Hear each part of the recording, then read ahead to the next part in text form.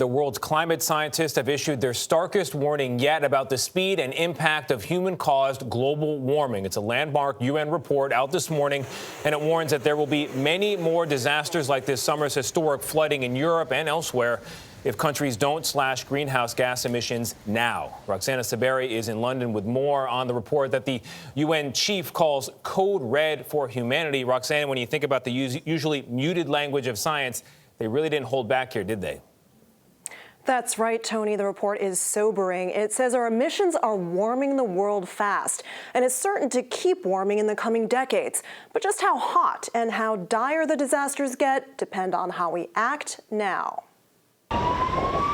From fires like those that have been raging across Greece and Turkey to flooding and heat waves and drought in the U.S., the UN report says global warming is rapidly hitting every region of the world in unprecedented ways. And it's unequivocal that we are to blame, with global carbon emissions higher than at any time in at least 2 million years. We are responsible for it. Yuri Rogel is a senior author of the report. How alarmed should we be? We are not yet on a track to even stop this warming from further increasing. So yes, we should be alarmed.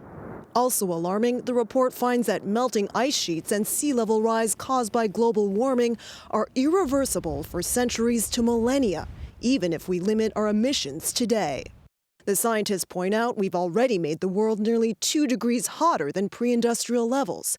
And if it warms another roughly 2 degrees, the upper target set by the 2015 Paris Climate Treaty, every region will feel the heat much more intensely.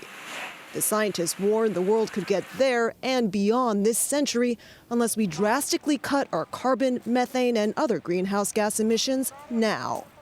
Is it too late to act? It is never too late. Every bit of warming that we can avoid will be beneficial to us. Acting together is absolutely necessary. In a global way, this challenge can really be overcome. The report was approved by every country in the world. It's sure to push governments to commit to cutting emissions faster ahead of a big UN climate summit in Scotland this fall. Vlad? Roxana Saberi in London, thank you very much. It's not too late, but the warning is dire. It is dire. I mean, what Roxana said there at the very end is very important. The governments of the world have signed off on this report. So it's not just scientists speaking, it's officials speaking, saying we all agree now it's time to act. And by the way, we have about a 10-year budget of emissions before we go over the cliff. We talk about a landmark, the cliff is ahead in the land. And if we don't make a change in that next 10-year time frame, it could be very, very bad for example, baby Eloise, all of our children. I was going to say that's what I think about the future. I mean, we'll be okay, I think. We hope. I think about our children and our children's children. It's very scary. Yeah, and this report hasn't been out for a couple of years, so that's why it's so stark.